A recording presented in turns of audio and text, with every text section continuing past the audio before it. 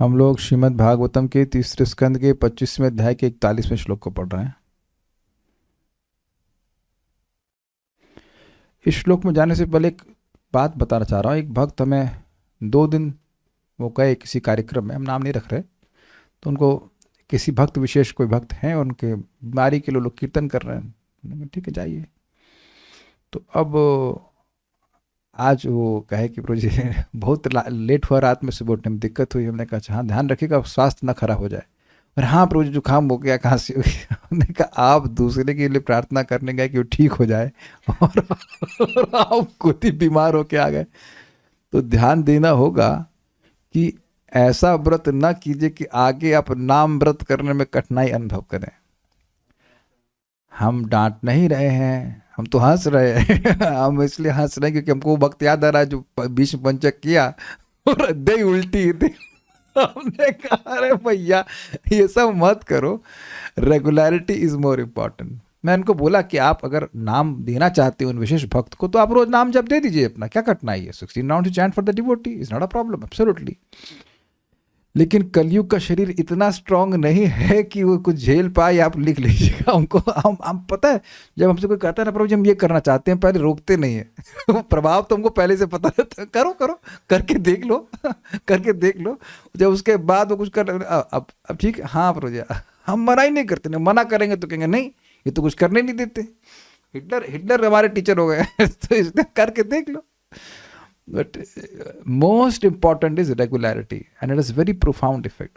इससे पहले हम इस क्लास में जाए, हमको इतनी जोर की हंसी आ रही है आप बात पर कि हम क्या पता। आप लोग बात बड़ी अजीब सी है लेकिन हंसेंगे आप।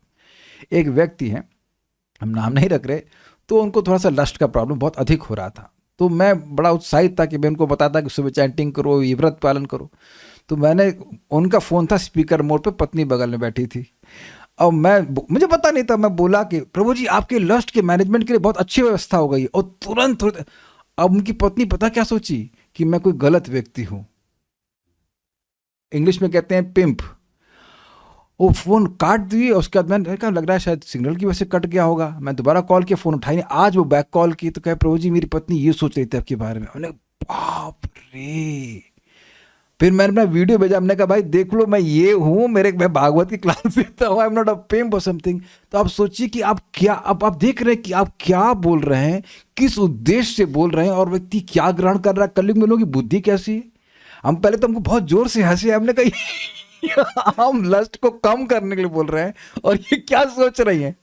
This is amazing, is it not? How people are absolutely, English में कहते हैं स्क्रूड अप इंटेलिजेंस की बुद्धि एकदम घूम जाएगी। बाप रे, आई वाज जस्ट अस्टोनिश्ड, वेरी अस्टोनिश्ड। तो ये फिर ऐसा व्यक्ति भागवत क्या समझ पाएगा बताइए, क्या भक्ति समझ। इसीलिए जिन लोगों को ये एक बात समझ में आ गई कि कीर्तनाद एव कृष्णस्य मुक्त संग परम ब्रजेत, वो सही में सुबुद्धि है। आपको हल्का लग रहा है लेकिन ये सही में सुबुद्धि है।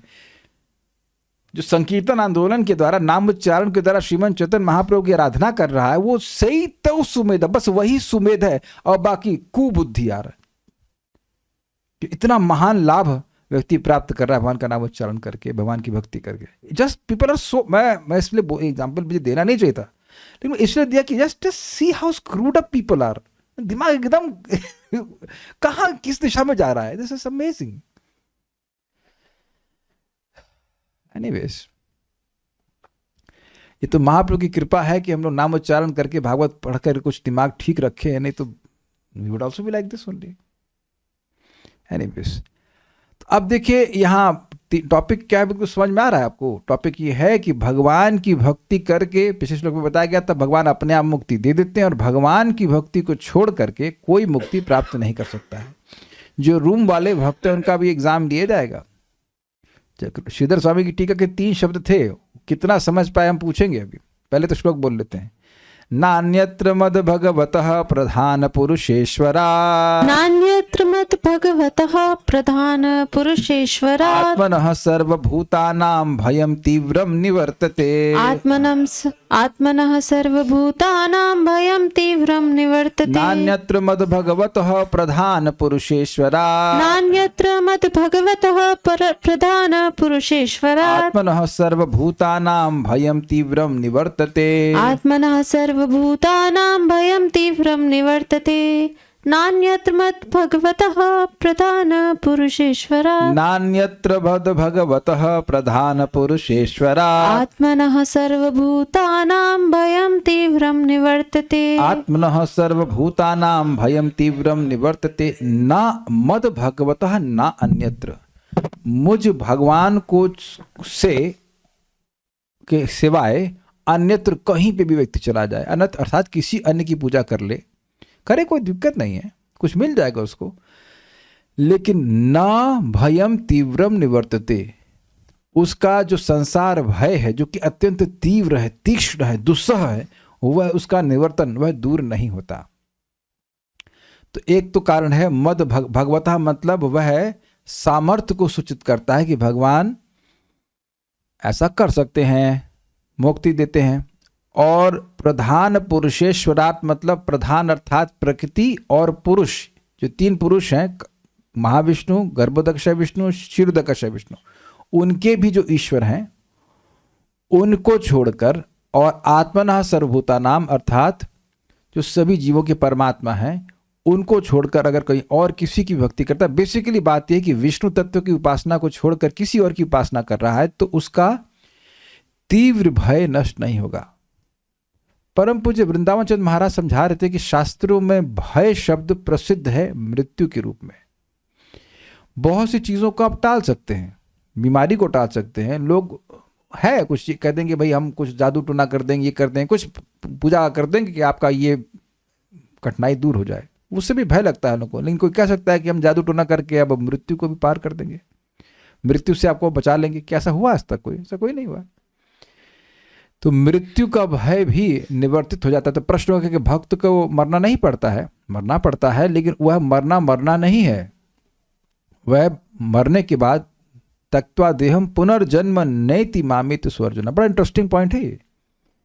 त्यक्त्वा देहम, भगवान ये नहीं कह रहे हैं मरने के बाद, कह रहे हैं देह को त्याग कर। बड़ा इंटरेस्टिंग है, बहुत इंटरेस्टिंग है भाई ये। देह को त्याग कर, भक्त देह त्यागते हैं, सामान्य लोगों को देह त्यागता है। Is it sinking? किसी को समझ में आया? जिसको समझ में आया तुरंत लाइक बटन दबाइए। मैंने कहा मान लीजिए जैसे ये मेरा देह है एक्सटर्नल, ले भाई ले ले जा, और दूसरा कि ये हमसे छीन लिया गया, तो इसने हमको त्यागा, ना कि हमने इसको त्यागा। सबको समझ में आ गया? तो भगवान बड़ा स्पष्ट कह रहे, त्यक्त्वा देहम, त्याग कर देह को त्याग कर। जो भगवान के जन्म कर्म की दिव्यता को जानता है वह देह को त्याग कर पुनर्जन्म न विद्यते। क्या ये क्या बोल गया? त्यक्त्वा देहम पुनर्जन्म नैति मामेति स्वर्जुना। वह पुनर्जन्म को प्राप्त नहीं होता। तो ये मृत्यु है। जो मरेगा, जो मरता है वो जन्म लेता है। जातस्य ही ध्रुवो मृत्यु ध्रुवम जन्म मृतस्य च। बहुत सूक्ष्म बात है, विचार कीजिएगा। जो मरता है उसको जन्म लेना पड़ता है, लेकिन जिसको जन्म नहीं लेना पड़ेगा वो मरा नहीं। पहले समझ लीजिए इस बात को। जो मरता है, भगवान गीता में कह रहे हैं जातस्य ही ध्रुवो मृत्यु ध्रुवो जन्म मृतस्य च। जो मरेगा उसको जन्म लेना पड़ेगा। मरने का मतलब क्या है? प्रारब्ध कर्म जो इस जीवन में भोगने पड़ते हैं वो कब तक भोगने पड़ते हैं? मृत्यु पर्यंत। तो वो प्रारब्ध खत्म हो गए, व्यक्ति मर गया, मरने के बाद दोबारा जन्म लेगा आगे क्या कर्म भोगने के लिए। लेकिन जिसको जो जन्म नहीं लेता है वो मरता नहीं है, क्योंकि उसके कर्म समाप्त हो गए हैं। प्रारब्ध अप्रारब्ध कूट बीज सब समाप्त हो गए हैं। क्या समझ में आ रहा है? तभी तो जन्म नहीं ले रहा ना भाई। स्वीकार है? जिसको अस्वीकार है वो डिसलाइक बटन दबाए। सत्य का कुछ प्रकाश मिल रहा है? सत्य प्रकाश प्रभु, अगर जन्म नहीं लेना पड़ा तो कितना कर्म है आपके पास? कुछ भी नहीं है। क्लियर हुआ? तो जन्म नहीं लेना पड़ रहा है, अर्थात उसकी जो टेक्निकल वे में कही जाती है मृत्यु, वह नहीं हुई। जो एग्जैक्टली मृत्यु है वो नहीं हुई, क्योंकि मृत्यु मतलब प्रारब्ध कर्मों का नाश, उसके बाद फिर अगला जन्म आपको प्राप्त करना होगा। जातस्य ही ध्रुवो मृत्यु ध्रुवम जन्म मृतस्य च, जिसकी मृत्यु होगी उसका निश्चित जन्म होगा। लेकिन भगवान यहां मृत्यु शब्द का प्रयोग नहीं कर रहे हैं भगवद गीता के श्लोक में। जन्म कर्म च मे दिव्यम एवं यो वेति तत्वतः त्यक्त्वा देहम पुनर्जन्म नैति मामेति सुवर्जन। वह देह को त्यागता है लेकिन दोबारा जन्म नहीं ग्रहण करता। इसीलिए भक्त का भक्ति मृत्यु भी ग्लोरियस होती है, क्योंकि भगवान के पास जाता है उसके बाद। इसीलिए कहा जाएगा he reasons ill who thinks a Vaishnav dies. वैष्णव कभी मरते नहीं है, वो तो भगवान के धाम में प्रवेश कर जाते हैं। क्या मैं समझा पा रहा हूं सब बात?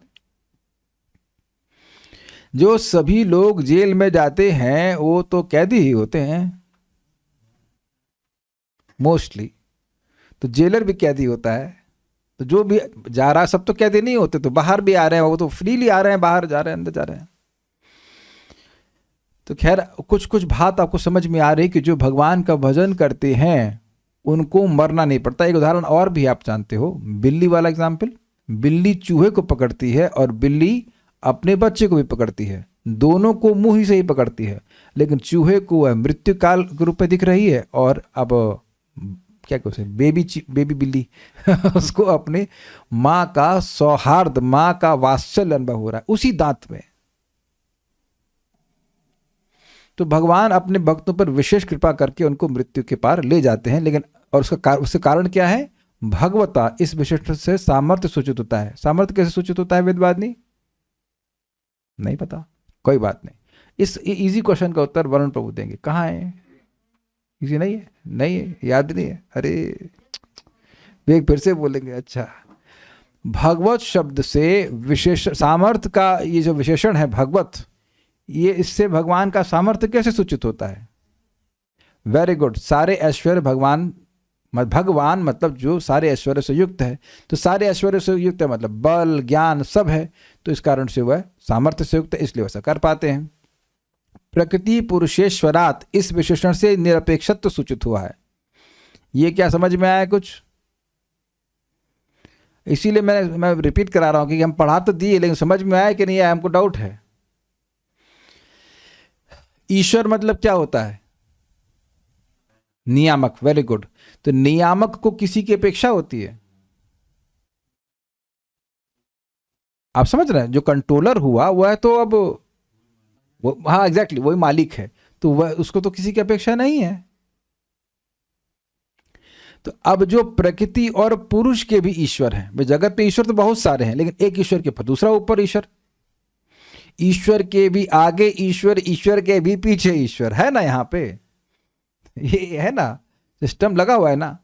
तो अब परम जो प्रकृति और पुरुष के ईश्वर हैं, प्रकृति अर्थात भौतिक प्रकृति, तो अब वो जो उस पूरी भौतिक प्रकृति को ही कंट्रोल कर रहे, तो उन्हें कौन कंट्रोल करेगा? तो सभी के प्रति निरपेक्ष होगा कि नहीं?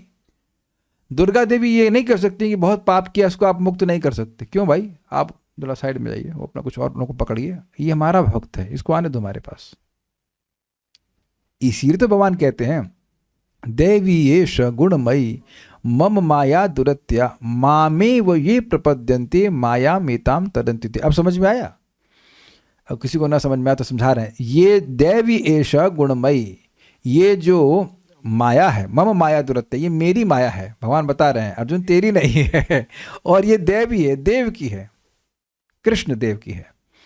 और क्योंकि ये मेरी है इसलिए मामेव, इसीलिए मेरी ही शरण जो लेते हैं वो माया को पार कर जाते हैं। प्रपात पे कहते हैं बड़ी आसानी से माया को पार कर जाते हैं। तो जो लोग भगवान की सेवा करते हैं, भगवान की शरण लेते हैं, वो माया को आसानी से पार कर जाते हैं। तो भगवान कोई अपेक्षा नहीं कर रहे हैं कि वो अपने हृदय को शुद्ध करे, ये करे, बस भगवान की शरण में आए वो पार कर देंगे ही दैट। और इसी चीज को भगवान ने गीता में और जगह बताया है, सर्वधर्मान परित्यज्य मामेकम शरणम व्रज अहम त्वाम सर्व पापेभ्यो मोक्षयिष्यामि मा शुचः। तो यहाँ भी दिख गया ना भगवान निरपेक्ष है, उनको किसी पूछने की जरूरत नहीं कि भैया ये तो बहुत पापी है, पहले हम इसको पीट पाट के शुद्ध कर लें उसके बाद आपके पास जाएगा। मान लो यमराज जी कहें, यमराज जी खुद बोल रहे हैं जो भक्त हैं तो वो हमारे कंट्रोल के बाहर हैं, हाँ याद तो हो गया, न वयम न वह, यस, न मैं, न काल के अंतर्गत है और न हमारी, मतलब न ब्रह्मा जी के अंतर्गत है, न यमराज के अंतर्गत है। क्यों? क्योंकि वह सर्वेश्वर श्री कृष्ण की सेवा कर रहा है। क्लियर हो गया सबको? और ऐसा होने पर भी, चलो भाई सारा सामर्थ्य है, किसी की अपेक्षा नहीं कर रहे हैं, तो अब अगर वह जीव का हित करना ना चाहें तब तो कह रहे हैं सर्वभूतानाम आत्मना, इस विशेषण से हितकारित्व को सूचित किया गया है। माइक भी बताइए कैसे भगवान सभी जीवों के आत्मा है, इससे उनका हितकारित्व कैसे सूचित हुआ? भगवान जानते हैं कि सबके लिए, हर किसी के लिए हित क्या है, और वो हित करने का सामर्थ्य भी रखते हैं। ये तो आप सही कह रहे हो, लेकिन मैं ये बोल रहा हूं कि भगवान सभी जीवों के आत्मा है, इससे उनका हितकारित्व कैसे सूचित होता है? हितकारी होने का गुण कैसे सूचित होता है? सबके हृदय में सबकी इच्छा जानते हैं। नहीं, एक बात यह भी है कि सबके हृदय में सबकी इच्छा जानते हैं, लेकिन इच्छा का मतलब हित से कैसे लिंक करेंगे? मैं चाहता हूं कि आप लोग ये ना क्वेश्चन पूछना शुरू करें, ये क्यों बोला गया, तब तो मजा आएगा पढ़ने में। ये सोचे, देखिए इन्होंने टीका तो लिख दी, लेकिन यहाँ पेमेंट हमको मिलेगा ना इस बात का कि समझाने के लिए कि क्या है पेमेंट, मतलब हमारी जरूरत है कि नहीं, नहीं तो हमारी कोई अपेक्षा ही नहीं रहेगी। हमने समझाया था कि देखिए कोई व्यक्ति किसी के साथ रहे, अब 24 घंटा साथ रह रहा है, तो उसका प्रेमी हुआ कि नहीं? एक भक्त कह रहे हैं भगवान वास्तविक श्रेय जानते नहीं, ये भी कारण नहीं है, सभी के हृदय में रह रहे हैं, तो वो सहज रूप से भगवान जीव के प्रेमी है, उसको जो भोग चाहिए वो भी दे ही रहे हैं, सारी चीजें दे रहे हैं। सौहार्द है बेसिकली भगवान का, जीवों के प्रति सहज प्रेम है भगवान का, तो इसलिए उनका हितकारित्व है, हित करना चाहते हो और हित करते भी हैं। ठीक है, सारार्थ दर्शनी, किंतु मेरी भक्ति के बिना, किंतु कहां से आ गया इसमें? पिछले श्लोक के अंत में बोले कि जो भक्ति कर रहे हैं, मेरी अनन्य भाव से भक्ति कर रहे हैं, उनको मैं मोक्ष दे देता हूं, मृत्यु के पार कर देता हूं, यद्यपि वो मोक्ष नहीं चाहते हैं, किंतु मेरी भक्ति के बिना कभी भी मुक्ति नहीं है, यह कह रहे हैं इस श्लोक में, नान्यत्र आदि श्लोक से। मद भगवतः अर्थात मुझ भगवान से अन्य, मुझसे भिन्न अर्थात मुझ में भक्ति के बिना, यह अर्थ है। क्लियर हो गया? भक्ति के विषयभूत भगवान के अनंत स्वरूप रहते हुए भी, मतलब भगवान की भक्ति किसी भी विष्णु स्वरूप में की जा सकती है और उनके अनंत स्वरूप हैं। आद्यम क्या श्लोक है? अद्वैतम अच्युतम अनादिम अनंत रूपम। तो भगवान के जितने रूप हैं वो अद्वैत हैं, अलग अलग नहीं है। रस के आदान प्रदान के लिए भगवान ने अपने को अलग अलग रूपों में विस्तार किया है, वो एक ही व्यक्ति है। अद्वैतम अच्युतम, वह कभी भौतिक प्रकृति में नहीं गिरते। अनादि, उनकी कोई शुरुआत नहीं है। अनंत रूपम, तो आप जानते हैं कि भगवान श्री कृष्ण गोलोक में हैं, गोलोक विहारी हैं, और उससे विस्तार है ब्रह्मा बलराम जी का, फिर चतुर्व्यूह, फिर और चतुर्व्यूह, और फिर अनेक अनेक असंख्य असंख्य, मतलब एक्चुअली अनंत विष्णु स्वरूप हैं। तो उनमें से किसी की भी भक्ति की जा सकती है, ठीक है, और वो बिल्कुल प्रमाणिक है। भक्ति के विषयभूत मतलब भक्ति के ऑब्जेक्ट भगवान के अनंत स्वरूप रहते हुए भी यहाँ तीन, भगवान, प्रधान पुरुष और आत्मा विशेषणों के द्वारा पूर्व मुख्य सेवनीय स्वरूपों का संकेत कर रहे हैं। सबसे प्रमुख स्वरूप है भगवान, दूसरा प्रमुख स्वरूप है प्रधान पुरुषेश्वर, ईश्वर शब्द भी होना चाहिए, और तीसरा प्रमुख स्वरूप है आत्मा अर्थात परमात्मा। अब हम तो समझाते हैं कैसे कैसे होता है। भगवान, प्रथम तो स्वयं भगवान पूर्ण श्री कृष्ण ही है, स्वयं भगवान पूर्ण पुरुषोत्तम श्री कृष्ण ही है। छूट गया पुरुषोत्तम शब्द, क्या मतलब है? स्वयं भगवान मतलब इनकी भगवत्ता अन्य किसी भगवत स्वरूप पर निर्भर नहीं करती। भगवान कृष्ण किसके विस्तार हैं? किसी के नहीं। तो ये ऐसे तो देखिए बलराम जी भी भगवान है, लेकिन यहां पर स्पेशली भगवान शब्द से भगवान कृष्ण का अर्थ ले रहे हैं, ठीक है। उसके बाद राम अर्थात बलराम, एक्चुअली रामा शब्द तो नहीं आया है, मतलब हाईलाइट गलत हो गया। प्रधान और पुरुष के जो ईश्वर हैं वो राम अर्थात बलराम, जो परव्योम के अधिपति। ये समझ में नहीं आया होगा कैसे होता है, मैं समझाता हूं। देखिए, भगवान कृष्ण जो कि गोलोक विहारी हैं, उनके प्रथम विस्तार हैं बलराम जी। बलराम जी से 4 विष्णु स्वरूप विस्तारित करते हैं, उनका नाम है प्रद्युम्न, अनिरुद्ध, संकर्षण और वासुदेव। अब इसको कहते हैं प्रथम चतुर्व्यूह। अब इन प्रथम चतुर्व्यूह में से जो संकर्षण है उन्हें मूल संकर्षण कहते हैं, और उनसे मुझे नहीं पता मूल कहते हैं, संकर्षण कहते हैं। और इन संकर्षण से फिर 4 विष्णु स्वरूपों का विस्तार होता है, प्रद्युम्न, अनिरुद्ध, संकर्षण और अनिरुद्ध। जैसे सेकंड, और क्या बोल गया मैं, प्रद्युम्न, अनिरुद्ध, संकर्षण और वासुदेव। फिर ये द्वितीय जो संकर्षण है, इनसे विस्तार होता है भगवान महाविष्णु का, और महाविष्णु से विस्तार होता है गर्भोदकशय विष्णु का, गर्भोदकशय विष्णु से विस्तार होता है क्षीरोदकशय विष्णु। तो 3 जो ये पुरुष हैं, महाविष्णु, गर्भोदकशय विष्णु और क्षीरोदकशय विष्णु, इनके ईश्वर कौन है? सेकंड संकर्षण। उनके ईश्वर कौन है? फर्स्ट संकर्षण। और उनके ईश्वर कौन है? बलराम जी। तो अब समझ में आ गया कि प्रधान और पुरुष के ईश्वर कौन है? बलराम जी। देखिए, ये हम पहली बार नहीं पढ़ा रहे हैं, ये पहले भी पढ़ा चुके हैं। बहुत से भक्तों के लिए रिवीजन होगा, और कुछ लोग जो नए हैं उनके लिए नई बात होगी, और जो बिल्कुल भूल गए उनके लिए भी नई बात होगी। निर्मला पॉल माता जी, याद है ये सब कुछ? अरे सब याद है भैया, पूछ लो, कभी एग्जाम ले लो, कोई दिक्कत नहीं। Okay, very good. अगर याद है बहुत अच्छी बात है, क्योंकि अगर 3 पुरुषों को भी जान लें आप, महाविष्णु, गर्भोदकशय विष्णु, क्षीरोदकशय विष्णु, तो तानि ज्ञात्वा विमुच्यते, इन 3 को भी जान लेता है व्यक्ति तो मुक्त हो जाता है, विशेष रूप से मुक्त हो जाता है। अच्छा, इनकी भी आप आराधना कर सकते हो, बलराम जी की भी। उसके बाद आत्मा, मतलब सर्वभूतानाम आत्मा, उस अर्थ में ले रहे हैं, प्रकृति के अंतर्यामी तथा समष्टि के अंतर्यामी पुरुषत्रय। क्या मतलब हुआ? प्रकृति के अंतर्यामी हो गए भगवान महाविष्णु, और समष्टि जीवों के अंतर्यामी, समष्टि ब्रह्मांडों में अलग अलग, एक ब्रह्मांड में अंतर्यामी हो गए गर्भोदकशय विष्णु, और समष्टि जीवों के अंतर्यामी, समष्टि मतलब एक ग्रुप ले लें तो सभी जीवों के अंतर्यामी हो गए क्षीरोदकशय विष्णु। तो इस तरह से आप तीनों पुरुषत्रय, मतलब 3 पुरुषों को भी ले सकते हैं, वो भगवत स्वरूप है। हर व्यष्टि आत्मा में है और सभी जीवों की आत्मा है। तो इस तरह से, इस प्रकार मत्स्य, कूर्म आदि पुरुषावतारों को भी समझना होगा, पुरुषावतार को समझना होगा। तो पॉइंट ये है कि बेसिकली बात यह है कि सभी विष्णु स्वरूपों को, कोई किसी भी विष्णु स्वरूप की आराधना करेगा तो वह मुक्त हो जाता है, ये बात बोल रहे हैं। एक बात यहां पे है इंपॉर्टेंट, कि आप भगवान कृष्ण को छोड़कर किसी अन्य विष्णु स्वरूप की आराधना कर रहे हैं तो मुक्त हो जाएंगे, लेकिन द्वेष कर रहे हैं तो मुक्त नहीं होंगे। Catching the point? हतारी गतिदायक केवल और केवल श्री कृष्ण है। अन्य भगवत स्वरूपों की आप आराधना करेंगे, पूजा करेंगे तो मुक्त हो ही जाएंगे, उसमें कोई संदेह नहीं है। लेकिन मारने पर व्यक्ति मुक्त नहीं, भगवान के पास नहीं जाता है। इस जगत में वो अपलिफ्टेड होता है, मतलब और उच्चतर गति प्राप्त करता है, नरक नहीं जाता है, लेकिन वह भगवान के पास नहीं जा पाता। इसको लघु भागवत में तक हम पढ़ेंगे कभी, तो उसमें डिटेल में रूप को समझाते हैं। तात्पर्य, यहां यह बतलाया गया है कि परमेश्वर का शुद्ध भक्त बने बिना जन्म मृत्यु के चक्र से छुटकारा नहीं मिल पाता। स्पष्ट है।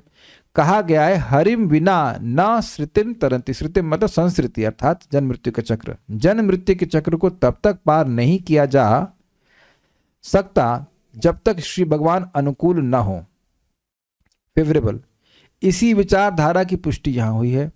कोई चाहे तो अपने अपूर्ण मानसिक चिंतन से परम सत्य को जानने की पद्धति अपनावे, या योग क्रिया द्वारा स्व का बोध करने का यत्न करे। ये समझे बात?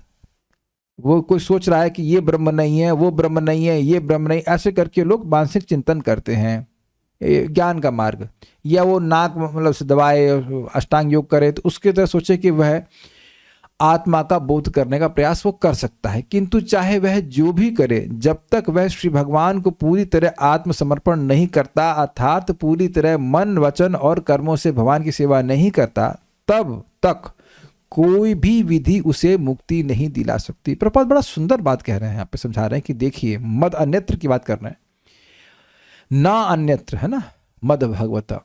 भगवान की आराधना नहीं कर रहा है तो देवताओं की पूजा वाली बात तो क्लियर हो ही रही है, लेकिन और किसी योग पद्धति को भी स्वीकार कर रहा है तब भी उसकी मुक्ति नहीं होगी। ज्ञान योग कर रहा है, अष्टांग योग कर रहा है, लेकिन भगवान का तिरस्कार कर रहा है, भगवान की आराधना नहीं कर रहा है, तो अब उसको कुछ नहीं मिलेगा। क्लियर होगा ये बात? कोई ये पूछ सकता है कि क्या जो लोग दृढ़ता पूर्वक विधि विधानों का पालन करते हुए तपस्या करते हैं वह सब व्यर्थ है? इसका उत्तर श्रीमद् भागवत 10:32 में मिलता है। ये निरविंदाक्ष विमुक्त मानिनस त्वयस्त भावाद विशुद्ध बुद्धये आरुह्य कृच्छेन परम पदम ततः पतन्ति नादृत युष्मत् पदांग्रह। यह बड़ा प्रसिद्ध श्लोक है, प्रभुपाद खूब उसको कोट करते थे। जब श्री कृष्ण देवकी के गर्भ में थे तो ब्रह्मा जी तथा अन्य देवताओं ने भगवान से प्रार्थना की कि हे कमल नयन भगवान, ऐसे भी लोग हैं जो इस विचार से फूले रहते हैं कि वे मुक्त हो चुके हैं या ईश्वर से उनका तादात्म्य हो चुका है, मतलब ईश्वर में लीन हो गए हैं, या वे ईश्वर हो गए हैं, किंतु ऐसा सोचते हुए भी उनका ज्ञान प्रशंसनीय नहीं है, वे अल्पज्ञ हैं। ये नेर विंदाक्ष विमुक्त मानिनः तय अस्त भावाद अविशुद्ध बुद्धया। वो कुछ ऐसे लोग हैं जो अपने को विशेष रूप से मुक्त मानते हैं, है नहीं? क्यों? क्योंकि त्वयस्त भावाद, आप में उनका भाव अस्त हो गया है, आप पे प्रति सम्मान नहीं करते हैं। अच्छा, ये आपने जीवन में कभी अनुभव किया कि किसी व्यक्ति के प्रति सम्मान का भाव होता है, फिर कुछ ऐसा घटनाएं हो जाती हैं कि जो सम्मान था वो अस्त हो जाता है? ये अस्त वाला भाव अनुभव किए कि नहीं किए? नहीं, हम ये सब ऐसे ही है, नहीं मानते हम।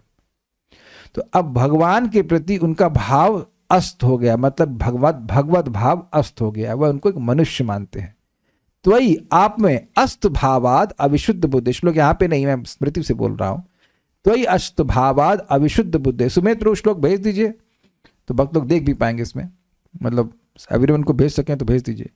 तो वही अस्त भावाद अविशुद्ध बुद्धि, वह उनका आप में भाव अस्त हो गया है। तो प्रश्न है कि क्यों अस्त हो गया है? क्योंकि अविशुद्ध बुद्धि है। विशुद्ध मतलब बढ़िया से शुद्ध, और अविशुद्ध मतलब बढ़िया से अशुद्ध। समझ आ गया? अविशुद्ध बुद्धि है, बुद्धि एकदम ठस है, बिल्कुल जड़ बुद्धि है। शास्त्र बार बार बोल रहा है कि कृष्ण भगवान है, भगवत गीता में बोल रहे हैं भगवान की मत्तः परतरम नान्यात्, लेकिन फिर भी नहीं समझेंगे। ये बात है। आप देखिए कि मैंने इस क्लास की शुरुआत बड़ी अजीब तरह से करी थी। हम कुछ बोल रहे थे और व्यक्ति मेरे बारे में बिल्कुल ही गंदी और गलत धारणा कर रहा था। तो अब भगवान गीता में हमने कहा जब भगवान के संग कर सकते हैं तो इंसान के संग करते कौन से आश्चर्य की बात है? भगवान स्पष्ट बोल रहे हैं मत्तः परतरम नान्यद किंचिद अस्ति धनंजय, मुझसे परे कुछ है ही नहीं अर्जुन। और मेरे सामने बिल्कुल व्यक्ति स्पष्ट बोल रहा था, एकदम मूर्ख व्यक्ति कहता है कि हमारे गुरुजी बोलते कृष्ण भगवान है लेकिन उनसे भी परे कुछ है। अरे तुम्हारे पास अकल है कि नहीं? गीता में स्पष्ट लिखा हुआ है मत्तः परतरम नान्यद, मुझसे परे कुछ नहीं, लेकिन दिमाग में जब कचरा भरा होगा तो ऐसी बातें करेंगे।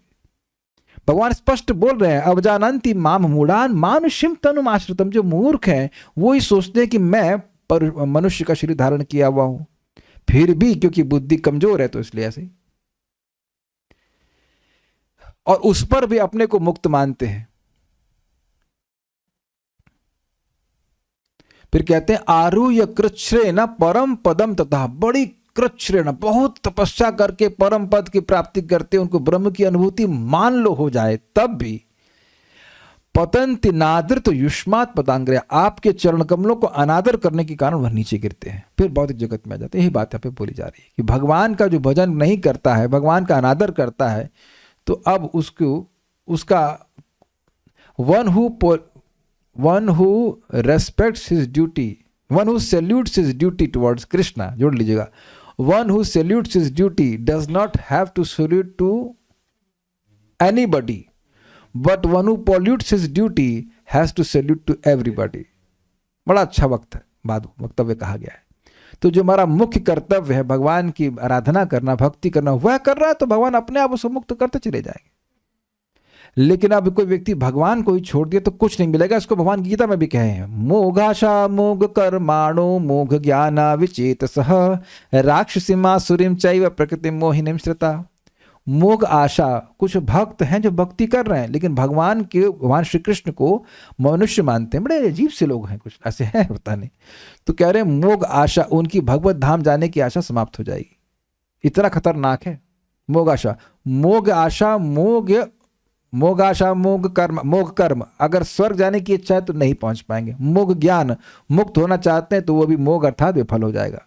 और यही नहीं, राक्षसीम आसुरीम चैव प्रकृतिम मोहिनीम श्रिता, मोहिनी प्रकृति का आश्रय लेकर के वह राक्षसी और आसुरी स्वभाव को प्राप्त कर लेंगे। बड़ा खतरनाक है।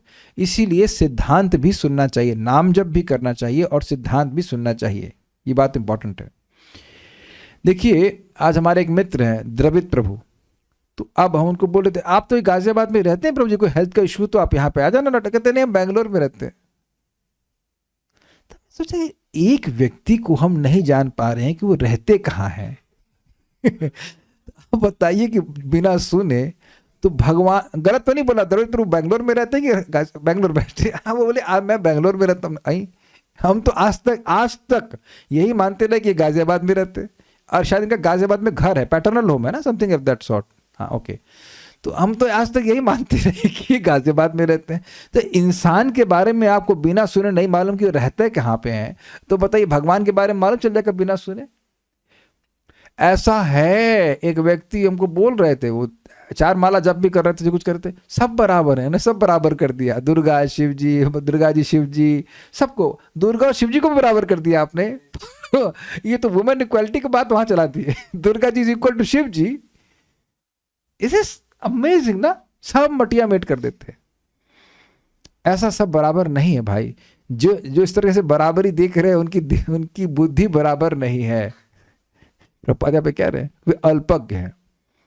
अल्पज्ञ होने का भी कारण है कि गुरु के मुख से सुने नहीं है, मतलब जो परंपरा में गुरु है वो, बाकी गुरु से सुने ही है, वो जो नौटंकी वाले गुरु होते हैं। यह कहा गया है कि उनकी बुद्धि चाहे उच्च हो या निम्न शुद्ध भी नहीं होती है। क्या मतलब? This is brilliant, this is very nice.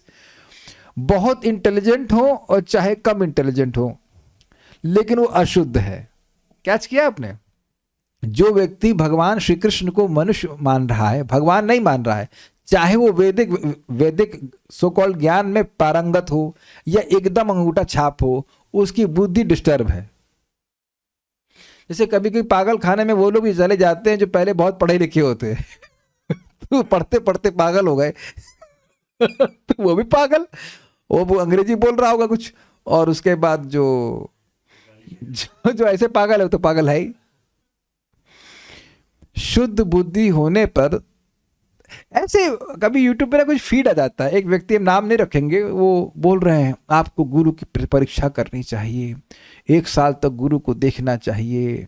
हम भी अपने शिष्यों को देखते हैं ताकि हम धोखा ना करें, लेकिन उपासना वो है देवी की करा रहे थे। अब आप समझ रहे हैं बात? कुछ समझ रहे हैं आप मैं क्यों कह रहा हूं? तो तुम देवी की उपासना करोगे तो करा रहे तो तुम मुक्त तो नहीं कर पाओगे। तो गुरु का कार्य तो है जी शिष्य को मुक्त कराए, तो आप भी मुक्त नहीं होगे और अब अपने शिष्यों को भी मुक्त नहीं करा पाओगे। So although you are saying with full conviction that you are not cheating, but because you don't know then you are cheating.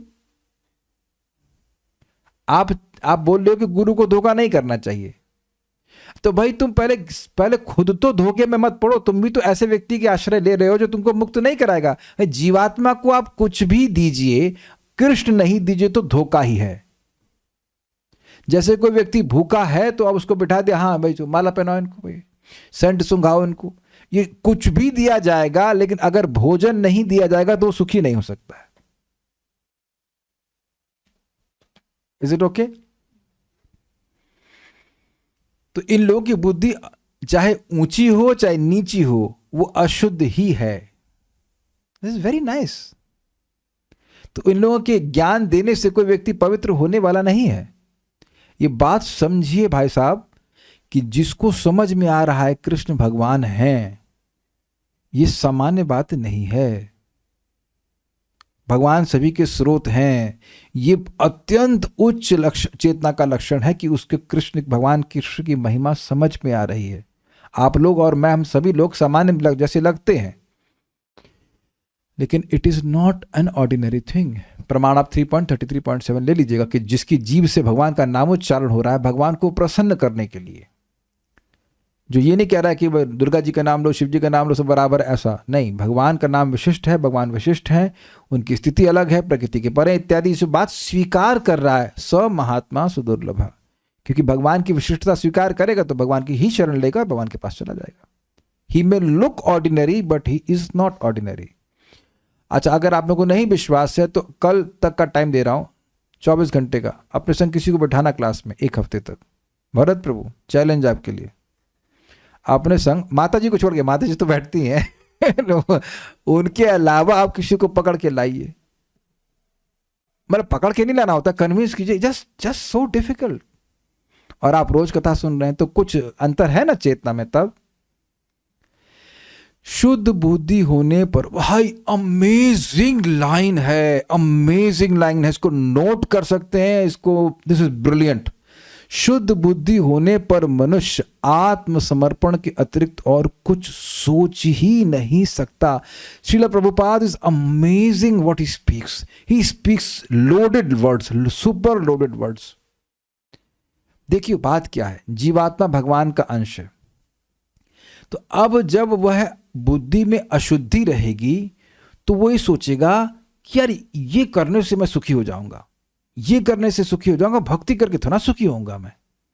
जितनी मात्रा में ये दूषण है उतनी मात्रा में बुद्धि प्रदूषित है।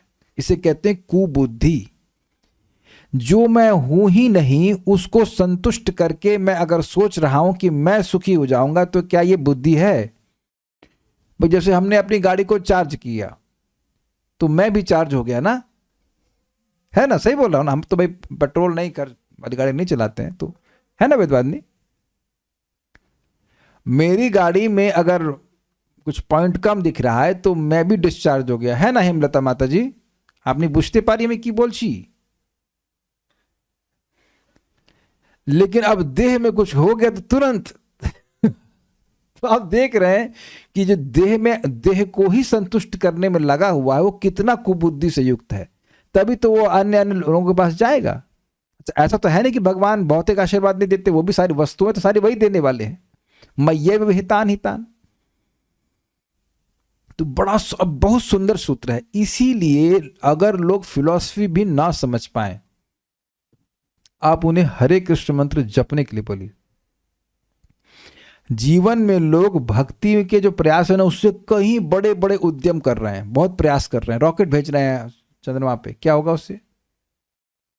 It is not better than वो जो बच्चे से रॉकेट भेजते हैं दिवाली में, उससे ज्यादा बड़ा एफर्ट नहीं है। प्रभुपाद से पूछा था उस जमाने में कि हम जा रहे हैं चंद्रमा में कॉलोनी बनाएंगे, तो प्रभुपाद कहे उनको कि क्या करोगे जाकर के? सो जाओगे वहां पे। वही आहार निद्रा भय मैथुन जो तुम यहां पे कर रहे हो उससे बाहर तुम सोच नहीं सकते हो। इसको एक श्लोक में बोला गया है, कामादिनाम कति न कतिधा पालिता दुर्निदेशास तेषाम जात मयि न करुणा नात्रपनोपशांति उत्सृज्यतामथ यदुपतेर सांप्रतम लब्ध बुद्धिर ताम शरणम आयतः माम नियुंक्ष्वात्म दासये। हे कृष्ण, जब जिसकी वास्तविक बुद्धि जागृत होती है, शुद्ध बुद्धि जागृत होती है, तो कहता है हे कृष्ण, मैंने अपने कामनाओं का जन्म जन्मांतर कितना सेवा किया, लेकिन वो संतुष्ट नहीं हुए, उनको मुझ पे कोई दया नहीं आई, कोई लज्जा भी नहीं आई। लेकिन हे कृष्ण, आज मुझे बुद्धि जागृत हो गई है, मैं आपकी शरण में आया हूं, कृपया मुझे अपनी सेवा में नियोजित कीजिए। एंड दैट इज हरे कृष्णा कृष्णा कृष्णा हरे हरे, हरे राम राम राम हरे हरे। इसीलिए जब व्यक्ति सुबह चैंटिंग बड़ी गंभीरता से करते हैं, then there is no hazy consciousness. अब समझ में आया? वो कुबुद्धि के संस्कार गायब हो जाते हैं, व्यक्ति को क्लियर हो जाता है कि भक्ति, भगवान की सेवा करके, वैष्णवों की सेवा करके ही मेरा कल्याण होगा। ये जो आत्मसमर्पण है ये फोर्स नहीं है, आप समझ रहे हैं? आत्मसमर्पण फोर्स नहीं है, व्यक्ति को खुद समझ में आने लगता है कि मेरा कल्याण भगवान की सेवा से ही होगा। Is it okay? किसी को भी आत्मसमर्पण के लिए फोर्स नहीं किया जा रहा है, व्यक्ति को खुद समझ में आता है कि मुझे समर्पण करने से मेरा लाभ है, कृष्ण को समर्पण करने से मेरा लाभ है। जैसे मछली जानती है कि जैसे पानी से निकलूंगी तो मेरा नुकसान है, पानी में रहूंगी तो मेरा फायदा है। Is it all okay? और इस रियलाइजेशन को हर भक्त को स्वयं अर्जित करना है। क्यों? क्योंकि अगर कोई भक्त गलत चुनाव करता है तो दूसरा भक्त उसको रोक नहीं सकता। क्या आप स्वीकार करते हो इस बात को? अगर कोई माया में जाना चाहता है तो उसको बचाया नहीं जा सकता, अगर वो जाना ही चाहे तो। Is it all okay? Accepted है कि नहीं? तो इसीलिए तो मैं बार बार भक्तों को बोलता हूं कि आप सुबह चैंटिंग अच्छी से करो। किस लिए? क्योंकि कुबुद्धि हरत्वम, शुद्ध सत्य बुद्धि प्रदायकम, ये भगवान के नाम का गुण है कि कुबुद्धि हरती हैं, हरते हैं। क्या कुबुद्धि के भोग करके मैं सुखी हो जाऊंगा? नहीं, तुम इसे फंस जाओगे। भोग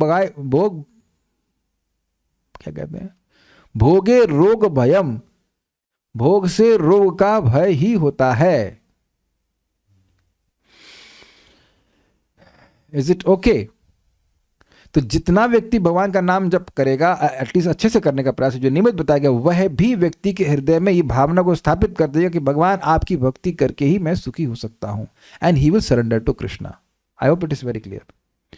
जितना शुद्ध हो जाएगा और पूरी तरह शुद्ध हो गया तो समझ में आ जाएगा कि ना, कृष्ण की सेवा के अलावा मेरा कोई और ऑप्शन ही नहीं कि मैं सर्वाइव कर सकूं। जस्ट लाइक मछली के लिए ऑप्शन नहीं कि थोड़ी देर पानी में रह लो, थोड़ी देर बाहर रह लो, ऐसा है ही नहीं ऑप्शन। अच्छा, ऐसा भी नहीं है कि वह मजबूरी में रह रही है, he is happy, is it not?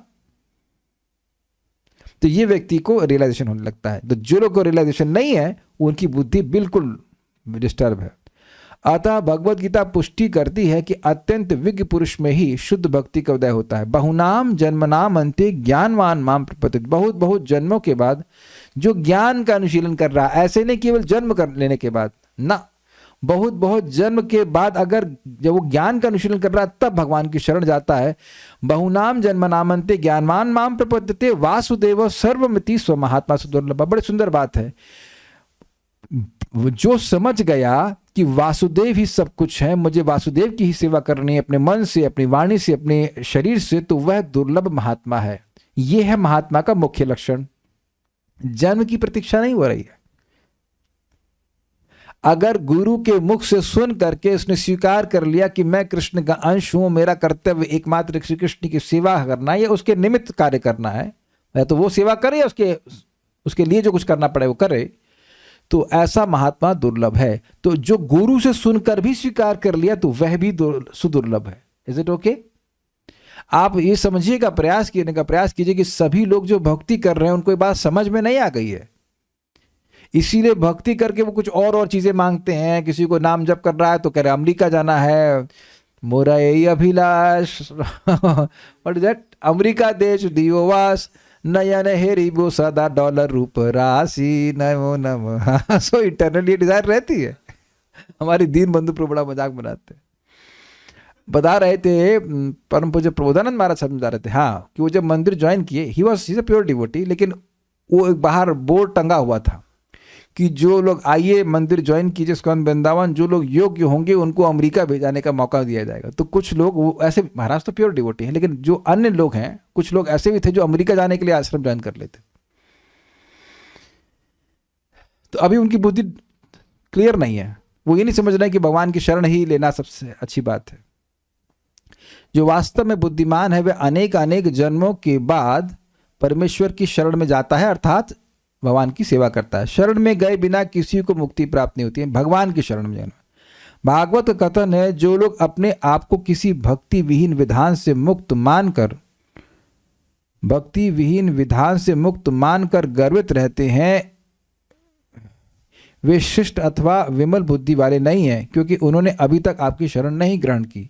वे समस्त प्रकार के संयम तपस्या का पालन करने के बावजूद अथवा ब्रह्म साक्षात्कार के निकट पहुंचे बिना ही सोचते हैं कि ब्रह्म तेज में स्थित हैं, किंतु वास्तव में वे भौतिक कर्मों में आ गिरते हैं, क्योंकि उनके कर्म दिव्य नहीं है। वही प्रपात उसका अनुवाद कर रहे हैं। ये निर्विंदवाक्ष मतलब भगवान की भक्ति नहीं कर रहे हैं तो नीचे गिरेंगे। मनुष्य को केवल इस कोरे ज्ञान से प्रसन्न नहीं हो जाना चाहिए कि वे ब्रह्म है। हम ब्रह्मास्मि ऐसे हल्ला करते हैं, सोहम करते रहते हैं। उसे परब्रह्म की सेवा में लगना चाहिए, वही भक्ति। मतलब ब्रह्म का मैं ब्रह्म हूं। फिर आप एचआर के मैनेजर हैं, फिर तो एचआर का काम भी तो करना पड़ेगा ना। मैं गृहिणी हूं तो गृहिणी का कार्य भी तो करना पड़ेगा ना। ये बात है। ब्रह्म का कार्य है कि वह परब्रह्म की सेवा करे। कहा जाता है कि ब्रह्म बने बिना ब्रह्म की सेवा नहीं की जा सकती है। परब्रह्म तो श्री भगवान है और जीवात्मा भी ब्रह्म है। इस बोध के बिना कि मनुष्य ब्रह्म अर्थात आत्मा अर्थात भगवान का नित्य दास है, यदि कोई इतना ही सोचता है कि वह ब्रह्म है, तो उसका यह बोध केवल सैद्धांतिक है, थ्योरेटिकल है। जैसे कि एचआर का मैनेजर है, काम कुछ ना कर रहे, हम गृहिणी है लेकिन ना रोटी बना रहे, ना बच्चों की सेवा कर रहे, ना कुछ भी काम नहीं कर रहे, तो फिर काहे के, तो थ्योरी हुआ। हम कुक हैं, क्या बनाते, कुछ नहीं तब काहे के कुक। अनुभव करने के साथ ही साथ उसे भगवान की भक्ति में अपने आप को लगाना होता है, तभी वह ब्रह्म पद में स्थित रह सकता है, अन्यथा वह नीचे गिर जाता है। स्पष्ट है। यानी भगवान की सेवा किए बिना जीव अपनी ब्रह्म पद को नहीं प्राप्त कर सकता। भागवत कथन है कि अभक्त लोग श्री भगवान के चरण कमलों की दिव्य प्रेम भक्ति की उपेक्षा करते हैं अतः उनकी बुद्धि संकीर्ण होती है, जिससे ये लोग नीचे गिर जाते हैं। जीवात्मा को कुछ ना कुछ कर्म करना चाहिए। यदि वह दिव्य सेवा कर्म नहीं करता तो वह भौतिक कर्म में आ गिरता है। समझे बात? न ही कश्चित क्षणमपि जात तिष्ठत अकर्मकृत। एक भी क्षण के लिए जीवात्मा कर्म किए बिना नहीं रह सकता है, लेकिन इसलिए उसको कर्म भगवान के संबंध में करना सीखना चाहिए। जो ही वह भौतिक कर्मों में आ गिरता है तो जन्म मरण के चक्र से उसे छुटकारा कोई नहीं दिला सकता। ये समझी बात? अगर कोई व्यक्ति भगवान के कर्मों को छोड़ करके कर्म कर रहा है, भगवान या भगवान के भक्तों की सेवा के छोड़ करके, तो वो अपना बंधन खुद बना रहा है। इसीलिए क्लास सुनना चाहिए ताकि व्यक्ति खुद समझे कि कौन सा कार्य भगवत संबंधी है और कौन सा कार्य माया संबंधी है। It is not a question of force, it's a question of discrimination. मैं कौन सा कार्य कर रहा हूं, उससे मैं बंधन पड़ूंगा, ये मुझे खुद ही समझ में आ जाना चाहिए। इजी है। अभी तो सबको पता है कि भगवान को अर्पित प्रसाद ही ग्रहण, मतलब भोजन जो है वही खाना चाहिए, नहीं तो जो हम कौर खा रहे हैं एक एक, वो हमें जगत में बांध रहा है। सिंपल सी बात है। Is it okay? जैसे आजकल पुरुष लोग कहते हैं हम कभी कभी ड्रिंक कर लेते हैं, थोड़ा पानी दे, I want to drink some water, really want to. तो अब drinking of water and drink is same. मतलब शराब पीते हैं ये ना बोल कर कहते हैं हम ड्रिंक कर रहे हैं, लेकिन यमदूतों को पता है कि आप क्या ड्रिंक कर रहे हो। आप समझ रहे हैं बात? ऐसा नहीं है कि आप यमदूतों को कह देंगे अरे हम तो केवल ड्रिंक करते थे, तो कहे कि हो देखो। अब बड़ी इंटरेस्टिंग बात वरुण प्रभु कहे, होली दिवाली यानी गौर पूर्णिमा में ड्रिंक कर रहे हैं। बताओ, राम दीपावली में जब भगवान राम लौट के आए तो दारू पी रहे हैं। बिल्कुल आपने सच्ची बात बताई कि हमारे पिताजी वगैरह सब जो ना, मतलब एक, अरे आज होली है, आज दिवाली है, इतना ऑस्पिशियस समय, उसमें कितना गर्हित काम और पाप लगता है उसमें। पता नहीं भगवान ने कैसे बचा लिया हमको, लेकिन भगवान पक्का भगवान है, सब षड ऐश्वर्य हमको बचा लिया। कभी नहीं पिए, हमको बहुत खराब लगता था, I was a good boy. कभी नहीं पिए, बहुत खराब लगता था। तो पॉइंट ये है कि लोगों को विवेक ही नहीं है कि ये सब करने से कितना बंधन में पड़ रहे हैं। ये बात हम कहना चाहते हैं। एक्चुअली बात यही है, महाराज कह रहे थे कि मनुष्य ना प्राय पशु की तरह है। जैसे पशु को कुछ नहीं पता है, जहर रख दो खा लेगा, ऐसे करके जब तक शास्त्र नहीं सुनता मनुष्य अपना जीवन बिल्कुल पशु की तरह बिता देता है। इसे जो लीडर है उसको शास्त्र का ज्ञान होना चाहिए, उसका आचरण शास्त्र के अनुसार होना चाहिए, तभी वह ठीक से लोगों को गाइडेंस दे पाएंगे। नहीं तो जो ही वह भौतिक कर्मों में आ गिरता है तो जन्म मरण के चक्र से उसे छुटकारा कोई नहीं दिला पाता। पॉइंट क्या है? कुछ लोग कहेंगे कि हम ये जगत मिथ्या है, और फिर इस मिथ्या जगत में वो अस्पताल खोल लेते हैं। तो अस्पताल खोलना भौतिक कार्य हो गया, अब उसके बाद फंस गए उस जगत में। सो कॉल्ड अच्छा कार्य कर रहे हैं, लेकिन रहेंगे ना इस जगत में अच्छा बन करके। यहां पर भगवान कपिल ने कहा है मेरी कृपा के बिना नान्यत्र मद भगवता, मतलब मेरी भजन किए बिना। यहां पर प्रभु को भगवान कहा गया है, जिससे संकेत मिलता है कि वे सर्व ऐश्वर्य संपन्न हैं। कहां से आए ये? भावार्थ दीपिका से आया है। अब दिख गया आपको? अब दिख गया? भगवान शब्द से सूचित हो रहा है कि ये सामर्थ्य से युक्त है। आ गया क्लियर? अतः वे मनुष्य को जन्म तथा मरण के चक्र से उद्धार करने में सर्वथा सक्षम हैं, कोई दिक्कत नहीं है। वे प्रधान भी कहलाते हैं क्योंकि वे परम पुरुष हैं। ये प्रपात बड़ा इंटरेस्टिंग बात बोल रहे हैं, प्रधान पुरुषेश्वर, वे प्रधान पुरुष है। ऐसा होता है, दिस इज वेरी इंटरेस्टिंग। देखिए एक बात समझिए, भागवतम के अलग अलग और अनेक अनेक अर्थ हैं, तो different meanings will be taken by different acharyas. तो प्रधान पुरुषेश्वर का अर्थ आपने दो अर्थ लिए थे, अब यहां पे कह रहे हैं प्रधान पुरुष हैं और ईश्वर है। नहीं, वो लाइन नहीं, प्रधान पुरुषेश्वर मतलब निरपेक्ष, वो तो आपने भावार्थ दीपिका में सुना था। प्रपात यहाँ पे कह रहे हैं प्रधान पुरुषेश्वर है, मतलब प्रधान पुरुष है। वे सबों पर संभाव रखते हैं, किंतु जो उनकी शरण में जाता है उन पर विशेष रूप से अनुकूल रहते हैं। अब एक बड़ी इंटरेस्टिंग बात है, मतलब कोई भी भगवान की शरण में जा सकता है। ये बड़ी इंटरेस्टिंग और बहुत सूक्ष्म बात है। भगवान सबके प्रति सम है, चाहे पापी हो चाहे पुण्यात्मा हो। एग्जाम्पल, जैसे चंद्रमा की रोशनी उस व्यक्ति के घर में भी जाती है जो गायों की सेवा करता है, और उस व्यक्ति के घर में भी जाती है जो गायों को काट के खाता है। ये हो गया ना चंद्रमा की समता। सूर्य की समता हो गई, तो भगवान सभी का पालन कर रहे हैं उनके कर्मानुसार। लेकिन जब भगवान की कोई शरण में जाता है, उनका नाम बोलता है, उनको भोग लगाता है इत्यादि, तो वो विशेष रूप से भगवान उनके प्रति अनुकूल हो जाते हैं। जैसे प्रभुपाद समझाते हैं कि कोई भी व्यक्ति अपने सभी बेटों पर बराबर रूप से वह प्रेम करता है, लेकिन जो उनकी आज्ञा मानता है उस पर विशेष रूप से अनुग्रह करता है कि नहीं, ये बात है। अब विचार कीजिए कि जब भगवान का विशेष अनुग्रह होगा तो उसका मतलब क्या हुआ।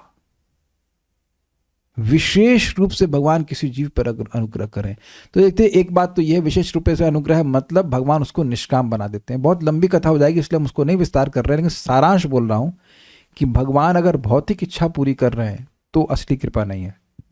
जब जीव को वह भोगों से विमुख कर दें, अपनी सेवा में लगा दें, निष्काम बना दें, तो ये उनकी विशेष अनुकूलता उस जीव के प्रति है।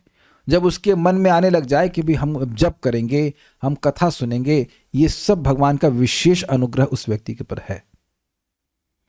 आप एक प्रैक्टिकल समझ लो, मेरे घर में कुछ एक आध दो लोग ऐसे मान लो इलेक्ट्रिशियन भी आते हैं, आए आज इलेक्ट्रिशियन, तो उनको भागवत पढ़ा रहा था मैं, तो कोई द्वेष तो नहीं है, लेकिन अब विशेष अनुग्रह तो तब होगा ना जब मैं भगवान के बारे में कुछ बताऊं किसी व्यक्ति को। I hope this is you are getting the point. तो जो भगवान को भोग लगा के ग्रहण करते हैं, भगवान को कम से कम जल तो दें, बाप को पानी तो दो।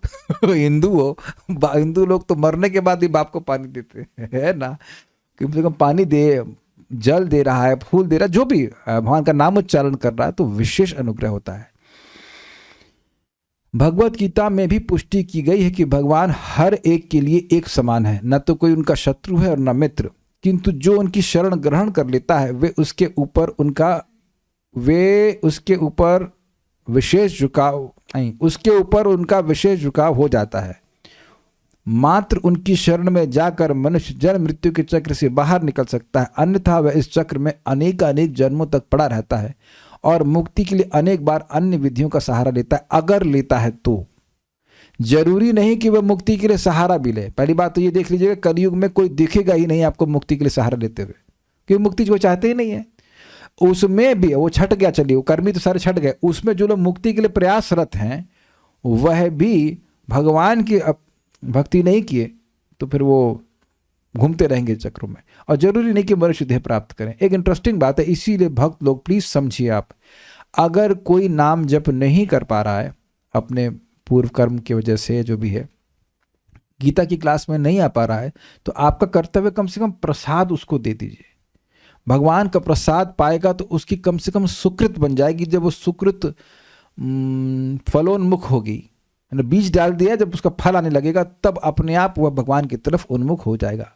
डोंट बी हेस्टी, उनको परेशान मत कीजिए कि तुम आओ क्लास में, क्लास वो नहीं आएंगे। मैं ये नहीं कह रहा हूँ किसी क्लास मत बुलाइए, लेकिन अब वो आ ही नहीं सकते हैं तो क्या करा जाए।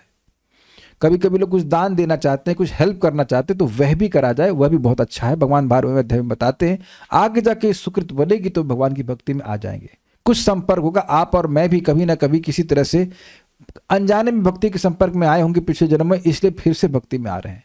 और जो यहाँ बैठे हैं, इतना बात समझ लीजिए कि इससे श्रेष्ठ आपको कुछ मिल नहीं सकता है। ये जो भक्ति करने का मौका रोज मिल रहा है, भागवत सुन रहे हैं, जप कर रहे हैं, इससे अधिक और कोई कृपा हो नहीं सकती है। ये सबसे बड़ी टेंजिबल कृपा है। एक बात आप समझिए, आप सब लोग समझते हो ना कि जब आप भक्ति करते हो तो वो सबसे अच्छा समय का उपयोग है।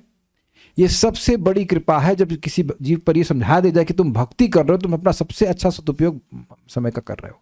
नहीं तो धीरे धीरे तो अपने को दिखने लगता है कि जो भी मटेरियल कर रहे हैं वो सब वेस्ट जा रहा है, कहीं कुछ इसमें खराब, कोई लाभ की बात नहीं हो रही है। और कुछ कहना नहीं चाह रहा मैं, अब यहाँ रुकेंगे। कोई प्रश्न किसी भक्त का है तो देख लेते हैं। प्रश्न तो नहीं होगा। कभी चोर कर नहीं जाते। Okay, you understood the point. मैं कृष्ण भक्ति करती हूं तो मेरे घर के लोग मुझे पागल कहते हैं। तो कोई नई बात बताइए, तो चलता ही है। देखिए, अभी एक घटना हुई, एक बच्ची है, उसको जब कर रही है, सुबह सुबह आते हैं, हम नाम नहीं रख रहे, तो मैसेज करी, प्रभु जी मेरी मम्मी बहुत ऑब्जेक्शन कर रही हैं, ये कर रही है, वो कर रही है। हमने कहा ऐसा करिए, ज़्यादा भक्ति मत करिए, केवल सुबह सुबह जब कर लीजिए, तब कोई देखेगा नहीं।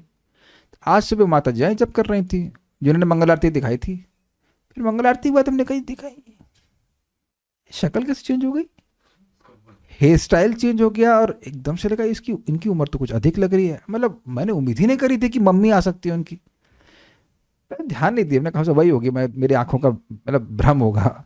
फिर मैंने पिन किया, हमको बड़ा आश्चर्य, मैंने कहा पिन किया, मैंने कहा ये कौन है, अरे तो माँ है इनकी। मैंने कहा लो 4 बजे अम्मा भी आ गए जब करने के लिए।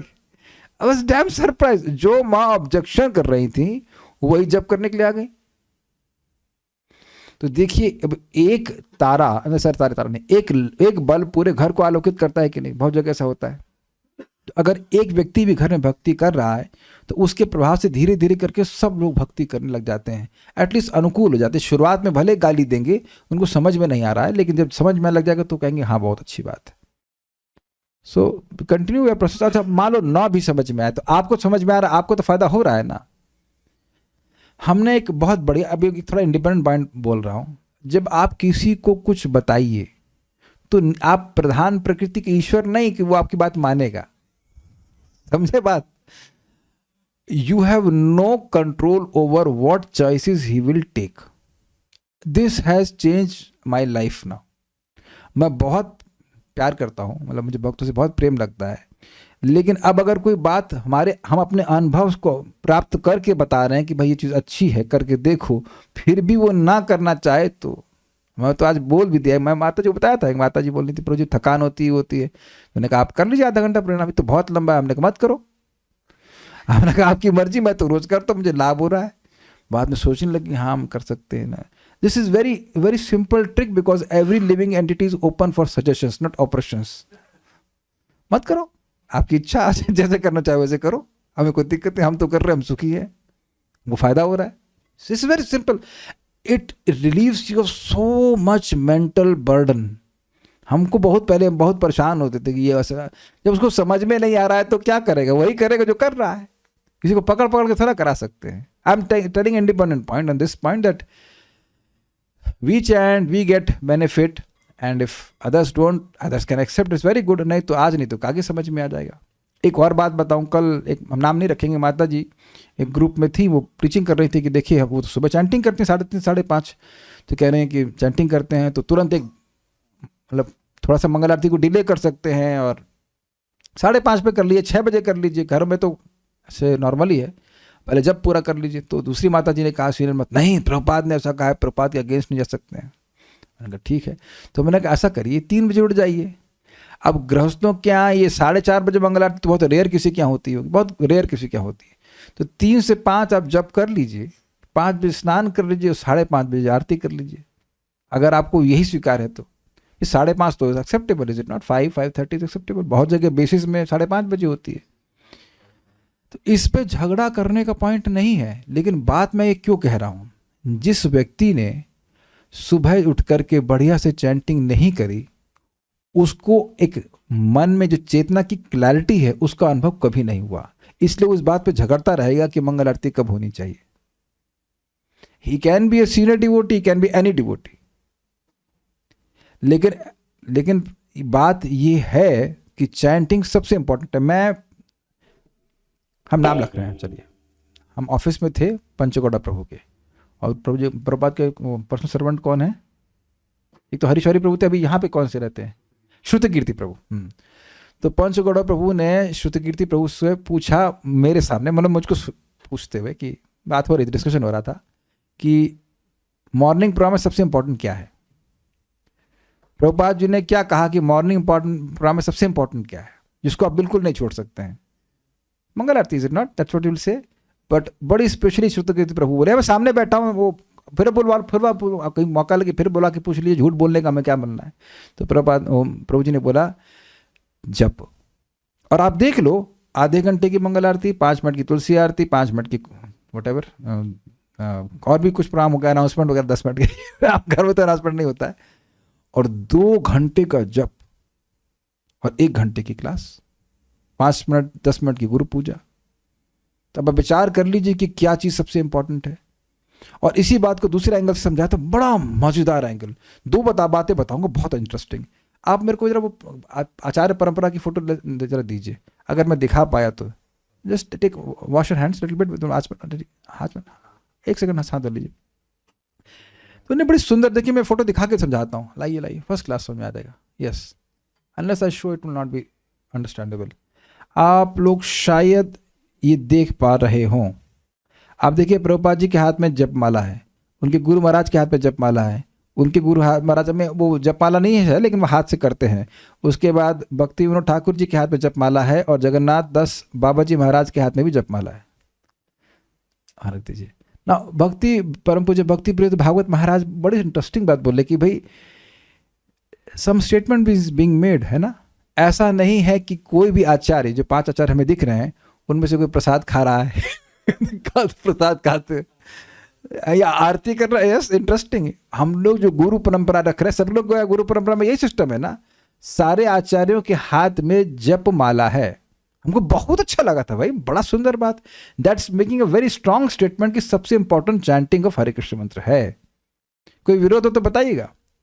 अच्छा, दूसरा एक बड़ा इंटरेस्टिंग बात महाराज बोले कि कोई भक्त हो, हमने कई बार रिपीट किया, फिर रिपीट कर रहा हूँ, कि कोई कहे कि प्रभु जी मैं 2 महीने से मंगल आरती नहीं गया। अरे कोई बात नहीं बेटा, कल चले जाना, कल से जाना। लेकिन कोई कहे कि प्रभु जी मैं 2 महीने से 16 माला जप नहीं किया हूं, तो आप कुछ नहीं सोचेंगे कि ये क्या कर रहे हो। तो आप देख सकते हैं कि हमारे आध्यात्मिक प्रगति में कितना ये बल होता है। प्रभुपाद जी एक प्रवचन में कहते हैं, हरे नाम हरे नाम, केवल सुना है ना आपने, कलौ नास्ति नास्ते वगैरह। अन्यथा उसका मतलब है, कलौ नास्ति मतलब ध्यान के द्वारा नहीं, कलौ नास्ति मतलब यज्ञ के द्वारा नहीं, कलौ नास्ति मतलब डीटी वर्शिप के द्वारा भी नहीं, केवल नाम के द्वारा होगा उद्धार। तो इतना तो बुद्धि में आ जाना चाहिए ना व्यक्ति को। इसका मतलब ये नहीं कि हम विग्रह की सेवा नहीं करेंगे, लेकिन नाम को नेग्लेक्ट किया, that will be a great neglect on our part, great neglect. Prabhupada ji बहुत, एक और बात बोलूंगा यहाँ पे, रिपीट कर दूंगा। प्रभुपाद कहते हैं तुलसी जी को प्रणाम करने में, जल देने में क्या मेहनत है, कुछ नहीं। और उनको सामने रखिए और जप कीजिए, 16 माला जप करने में कोई मेहनत नहीं है। But a person can make great spiritual advancement from this procedure, and one must not miss this opportunity in human form of life. Now what more Prabhupada can say in this? मानव जीवन में ये मौका नहीं छोड़ना चाहिए, क्योंकि आसान है। अगर आपको माला भी नहीं दी जा रहा तो हाथ तो दिया, हाथ तो नहीं कोई काट रहा है, उंगली पे गिन लीजिए, तुलसी जी को सामने रखिए, प्रणाम कीजिए। केवल इतना करने से, और एक जगह प्रभुपाद कहते हैं केवल पंच तत्व का फोटो सामने रखिए और जप कीजिए, उससे सारी सिद्धि मिल जाएगी। आप चाहे कुछ मत कर पाइए। और आप जानते हैं शिला भक्ति हम लोग कर नहीं सकते, लेकिन भक्ति ठाकुर जी 3 लाख नाम, 3 लाख नाम से अधिक नाम जप किए, केवल जप किए, और उनको पंचतत्व को दर्शन हुआ, and got all the empowerment. तो प्लीज इस बात को समझिए, मैं समझा रहा हूं, मैं नहीं जानता कि आपको अन्य लोग भी समझाएंगे ही, इसलिए यही समझ लीजिए। एक लास्ट विनोदपूर्ण बात बोलेंगे। एक मेरे स्टूडेंट थे, वो चैंटिंग अच्छे से करते थे। नोएडा के बेस में गए तो कुछ डाउट था कि इनको लिया जाना चाहिए कि नहीं लिया जाना चाहिए। तो मेरे से कोई रिकमेंडेशन ली ही नहीं गई। वो बैठे, एक जगह बैठ के 16 माला कर दी और एंट्री हो गई बेस में। कहते हैं तो बड़ा अच्छा साधक है। तो मैंने कहा बेस में ही नहीं बेटा, तुम्हारी वैकुंठ में भी एंट्री इसी जप के द्वारा हो जाएगी। चैंटिंग अच्छी कर रहा है, भेज दो उसको वैकुंठ पे, he is qualified. So understand है ना, मेरी कोई रिकमेंडेशन की जरूरत नहीं पड़ेगी, आपकी काउंसलिंग है नहीं तो कुछ नहीं। Please understand this. Will go back to Krishna, will stop now. Thank you so much. Srila Prabhupada की जय। निताई गौर प्रेमानंदे।